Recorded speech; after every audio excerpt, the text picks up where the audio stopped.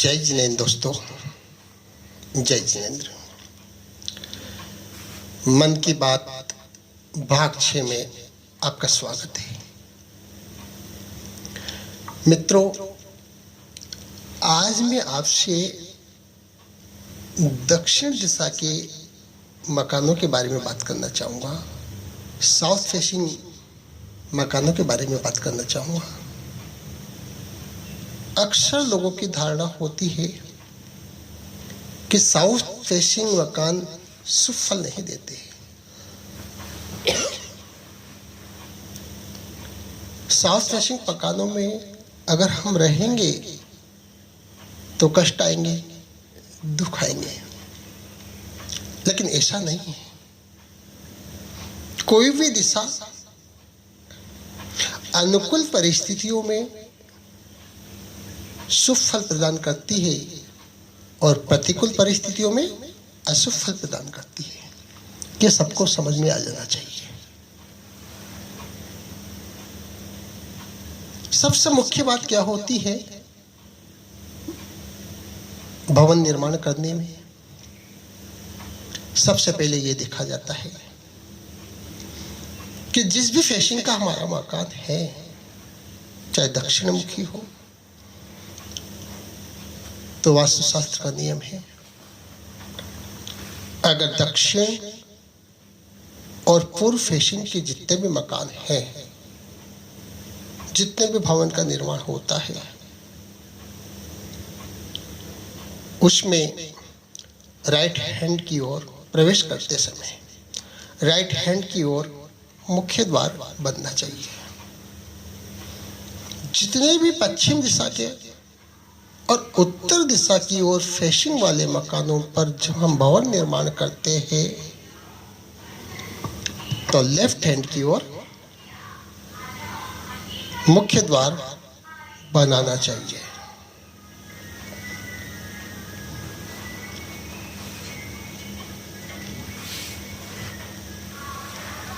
हम बात कर रहे हैं दक्षिण मुखी मकानों की। अगर दक्षिण मुखी हमारा भूखंड है और उस पर अगर हम भवन निर्माण कर रहे हैं तो हमें राइट हैंड पर हमारा मुख्य द्वार बनाना चाहिए। मुख्य द्वार बनाने के साथ ही हमें कई बातों का ध्यान रखना होता है कि मुख्य द्वार के सामने कोई पिलर तो नहीं आ रहा, किसी के मकान का, किसी के भवन का कॉर्नर तो नहीं आ रहा कि आधा तो हमारे मुख्य द्वार के पर आ रहा हो। ऐसा तो नहीं है। जो रास्ता जा रहा है, कहीं वो आधा कटा हुआ रास्ता हमारे द्वार के सामने तो नहीं आ रहा। कहीं हमारे मुख्य द्वार के सामने किसी प्रकार का बड़ा गड्ढा तो नहीं है।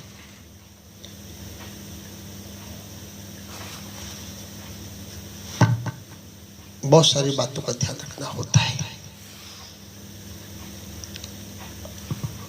अब समस्या क्या आती है दक्षिण मुखी भवन में कि सबके दिमाग में एक बात है कि रसोई आग्नेय कोण में बनना चाहिए, और आग्नेय कोण में तो हमने द्वार निकाल दिया। देखिए, दक्षिण मुखी भवन में 2 स्थानों पर द्वार निकल सकता है। ऐसे समझेंगे, अगर 90 फीट का हमारा फ्रंट है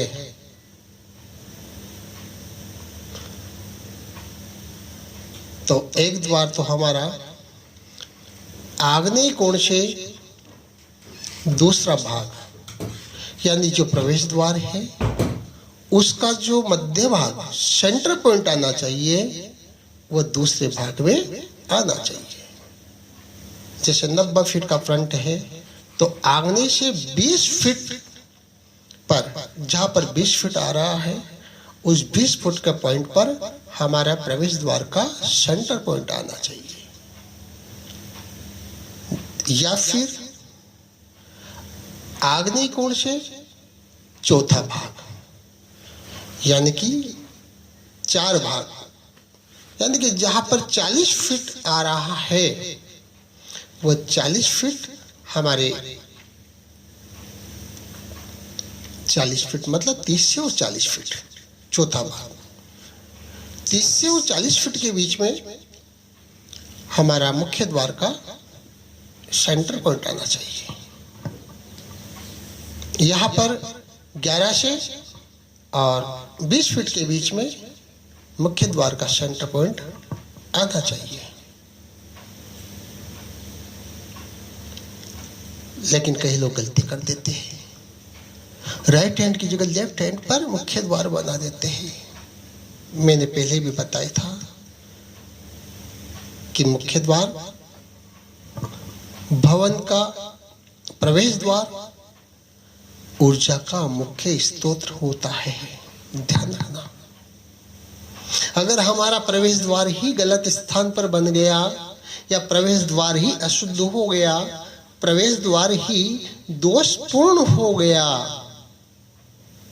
तो भवन हमें सुख साता नहीं दे सकता है।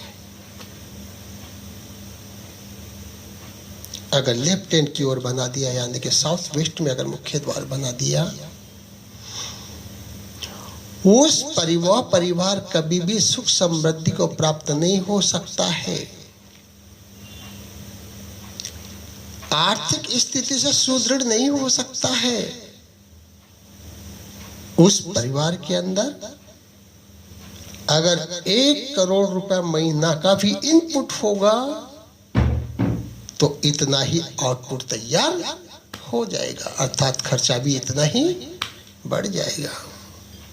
और हर खर्चा हमें लगेगा कि ये तो बहुत जरूरी है करना, फिर भी हम करते जा रहे हैं और हमारे हाथ में कुछ भी, फिर कहेंगे कि हम करोड़ों रुपए कमाते हैं लेकिन बचता कुछ भी नहीं बचेगा।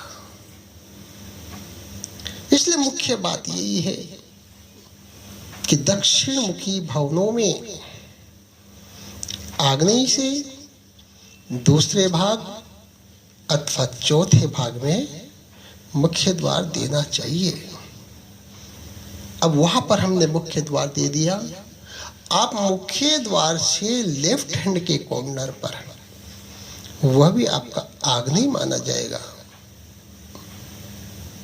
वहां पर आप रसोई घर बना सकते हैं। वहां पर नहीं बना सकते हो तो आप पश्चिम दिशा के मध्य भाग में भी आप रसोई घर बना सकते हो।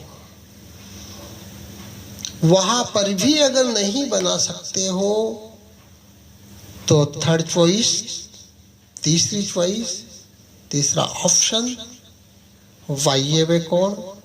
लेकिन वायव्य कोण को ध्यान रखें कि वायव्य से आग्नेय की ओर हम एक लकीर खींचेंगे तो उस लकीर पर हमारा किचन नहीं आना चाहिए।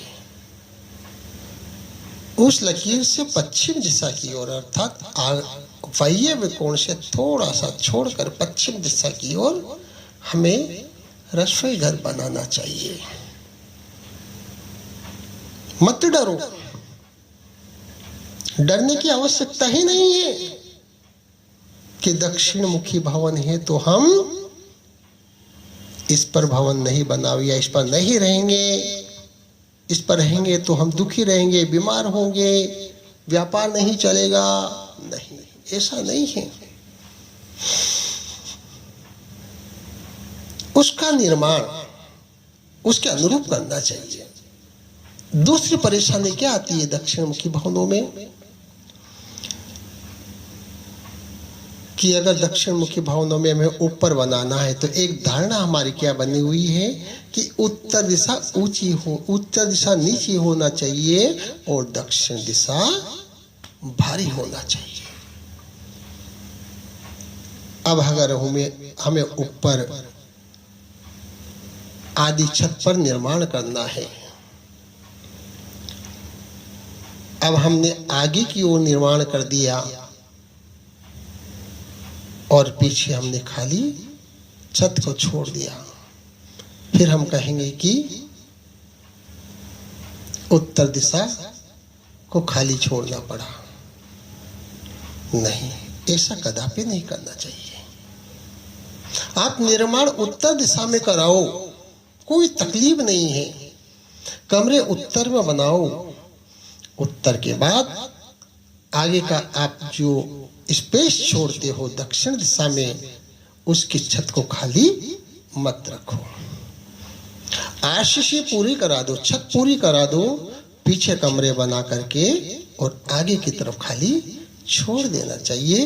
उसमें कोई दोष नहीं आएगा, क्योंकि छत हमारी बराबर लेवल में बन जाएगी। लेकिन उत्तर दिशा में अगर हमने कमरे बनाए और कमरे बनाकर आगे दक्षिण दिशा को पूरा खाली छोड़ दिया, वह दोषपूर्ण हो जाएगा।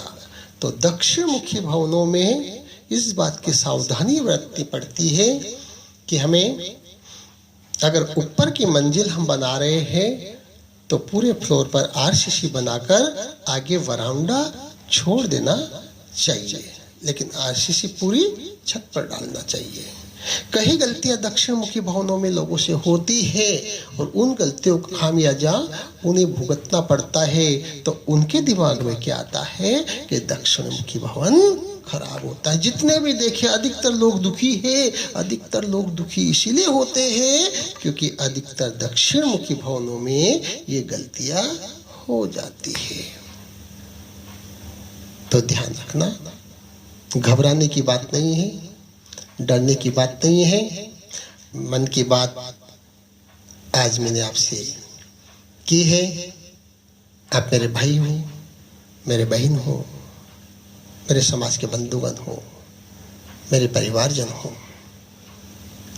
मैं चाहता हूँ कोई दुखी ना रहे, कोई तकलीफ में ना रहे। मेरा केस जनहर करा फ्यूचर वास्तु जयपुर से मन की बात के अगले एपिसोड में पुनः आपसे मिलूंगा। तब तक के लिए आपसे इजाजत चाहूंगा, लेकिन हाँ, आपसे एक निवेदन अवश्य करूंगा। आपने मन की बात को सुना, अगर आपको अच्छी लगी है तो अपने मित्रों को, रिश्तेदारों को, अन्य सामाजिक ग्रुपों में इसे शेयर करें और साथ में सब्सक्राइब अवश्य करें और बेल आइकन की बटन को दबा दें ताकि अगली आने वाली वीडियो का नोटिफिकेशन आपको मिल सके। और जितने भी लोग सुन रहे हैं मन की बात में, पुनः अगले रविवार को फिर आपसे मिलेंगे। तब तक के लिए जय जिनेंद्र,